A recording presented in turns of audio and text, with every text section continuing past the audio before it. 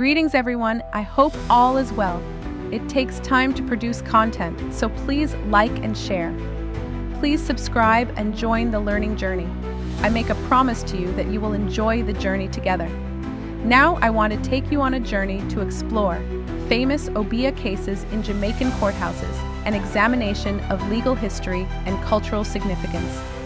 The learning journey has several videos on Obeah. Hence this one will highlight mainly the famous cases. We will also highlight a few other important elements. Obeah is a complex system of spiritual beliefs and practices in Jamaica, involving healing, divination, and connections to the supernatural. It originated from the traditions of West African peoples, like the Ashanti and Igbo, who brought these beliefs to Jamaica during slavery. While some outsiders have labeled Obeah as witchcraft, practitioners often describe it as science, emphasizing healing and practical knowledge. This differing view has shaped how Obeah is perceived and treated by Jamaican law. Historically, Obeah faced severe criminalization under British colonial rule, primarily due to fear among colonizers of rebellion by enslaved Africans. Laws against Obeah aimed to suppress any spiritual practices that might inspire unity and resistance among slaves, such as during Tacky's Rebellion. Despite gaining independence, Jamaica still has laws criminalizing Obeah, leading to ongoing debates about religious freedom and cultural rights. Throughout its history, Obeah adapted by incorporating new influences, including hoodoo practices from the United States and occult writings by authors like William Laurence de Laurence. This adaptability highlights its dynamic nature. Obeah was more than just spiritual practice. It helped preserve cultural identity, supported community bonds, and was a powerful form of resistance against slavery and colonial oppression. Jamaica's legal framework against Obeah began in 1760, responding to slave rebellions.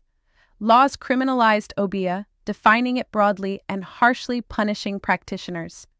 Despite amendments and reduced enforcement today, these laws remain controversial, criticized for vague definitions, potential for misuse, and violating fundamental rights like religious freedom and cultural practices. Now let us look at some historical cases.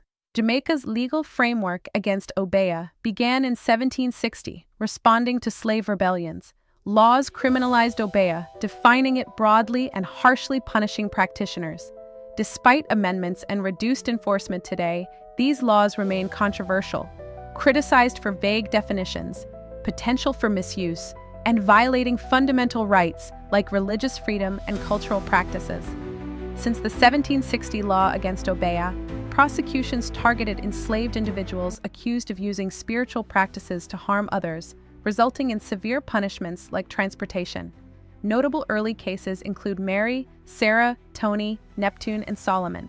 Post-abolition, prosecutions continued under laws like the Vagrancy and Obeah Acts, often targeting independent religious groups, such as revivalists, exemplified by Rosabelle Rennalls in 1899 and Alexander Ellis in 1887. The 20th century saw cases involving occult literature and healing practices, such as Mammy Forbes in the early 1900s, Zachariah Kerr in 1928, and Cindy Brooks in 1964. Even today, prosecutions persist, including O'Shawn Grant's 2025 case, which has sparked constitutional challenges against the Obeah Act. Over time, legal actions have mirrored societal fears about spiritual traditions and new religious movements, transitioning from extreme penalties during slavery to fines and imprisonment, continually raising concerns about religious freedom and cultural rights in Jamaica. Now let us look at a few of these cases. Case Study 1. Rosabelle Rennalls and Others, 1899. In June 1899, near Spanish Town, Rosabelle Rennalls, along with Joseph Stevens, Julius Walters, Joseph Thomas, George Morgan, Miriam Henry, and Leonora Thomas, were arrested and charged with practicing Obeah. The arrests followed a report by a man named Charles Shirley, who disliked the religious community operating at Beggar's Bush Pen Balm Yard and believed they were practicing nothing but Obeah. The case brought to light the frequent conflation of Obeah with other Afro-Caribbean religious practices, particularly revivalism.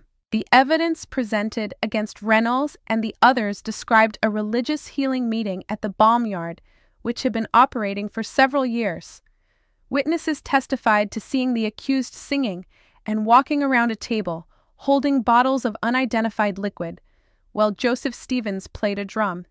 When a police constable, Fullerton, arrived, he stated he was sick. Rosabelle Rennalls reportedly told him his sickness was the result of Obeah, and gave him liquid medicine for which he paid 2 shillings.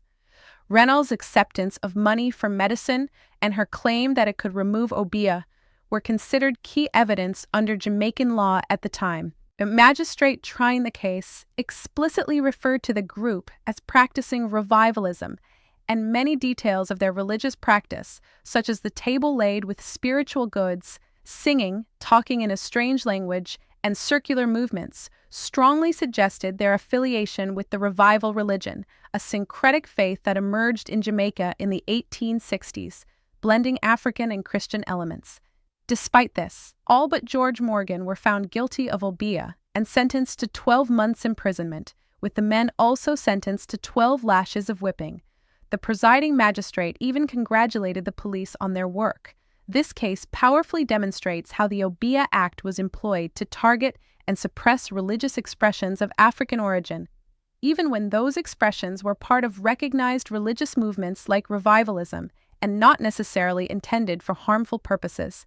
The legal system at the time appeared to readily equate any non-mainstream Christian spiritual practice with the legally prohibited act of Obeah. Case Study 2. Cindy Brooks, 1964. In 1964, after Jamaica gained independence, Cindy Brooks, a Jamaican woman, was arrested for receiving parcels containing pamphlets and holy oil from the United States. The package was traced to the occult publishing house of Laurence in Chicago. According to a newspaper report in the Daily Gleaner, Brooks explained in court that she had ordered the materials because duppies, spirits of the dead, were bothering her in her sleep, and a relative working at the Laurence Company had recommended the items. Brooks was subsequently charged with practicing Obeah and with having in her possession instruments of Obeah. She was found guilty on both charges and sentenced to a fine of £25 or 3 months' imprisonment on each charge. This case highlights the enduring presence of Obeah beliefs in Jamaica in the post-independence era. It also illustrates the evolving nature of spiritual practices, influenced by international exchanges and the accessibility of occult literature from overseas, particularly from companies like Laurence. The continued application of the Obeah Act in this context indicates the persistence of the legal system's view of such practices as illegal, even when the individual's motivation, as in Brooks' case, appeared to be for personal relief from spiritual distress rather than any malicious intent. Case Study 3. Polydore, 1831. In 1831, during the period of slavery, an enslaved man named Polydore was charged with Obeah in a special slave court in the parish of St. Dorothy. The accusation stemmed from his interaction with Jane Henry, whose brother Reed Bailey was severely ill. Henry testified that she sought Polydore's help for her brother, who could neither walk nor ride. Polydore explained that Reed Bailey's shadow, or soul, had been separated from his body and attached to a cotton tree through a magical ritual orchestrated and paid for by another man. Polydore offered to retrieve Bailey's shadow for a payment of $2, a cock, and a pint of rum, which Jane Henry provided. Polydore later reported that he had successfully removed her brother's shadow from the tree. Despite the seemingly benign nature of Polydore's actions from a spiritual healing perspective, he was convicted of practicing Obeah and sentenced to transportation for life. However, in 1836, the Colonial Office in London reviewed Polydore's case, along with those of 2 other men sentenced to transportation for Obeah, and decided they should be released. The Colonial Secretary at the time criticized the court's decision, stating that Polydore had merely taken advantage of Jane Henry's credulity, and his actions were akin to those of quack doctors in Britain, substituting conjuration for drugs. The Colonial Secretary further suggested that the law against Obeah be altered, with penalties reduced to public work or whipping, rather than transportation or death. This case provides a detailed glimpse into the spiritual healing practices within enslaved communities and reveals the skepticism and dismissal of these practices by colonial authorities, who often viewed them as mere trickery. The intervention of the colonial office, however, suggests a recognition, at least in some quarters of the colonial administration, of the potential for the misapplication and excessive severity of the Obeah laws. Most recently, on April 25, 2025, O'Shawn Grant of Cambridge, St. James, was fined $5,000 or 5 days in jail after pleading guilty to practicing Obeah in the St. James Parish Court. Despite its criminalization and often negative portrayal in mainstream society, Obeah remains a relevant and significant aspect of Jamaican spirituality and cultural life for many. It continues to provide avenues for healing, protection, and spiritual guidance, addressing needs that are not always met by conventional institutions. The ongoing debates about the decriminalization of Obeah highlight the tension between colonial-era laws and the principles of religious freedom and cultural heritage in modern Jamaica. The story of Obeah in Jamaican courthouses serves as a powerful microcosm of the broader tensions that exist in post-colonial societies between the legacies of colonialism, the assertion of cultural identity, and the pursuit of religious freedom.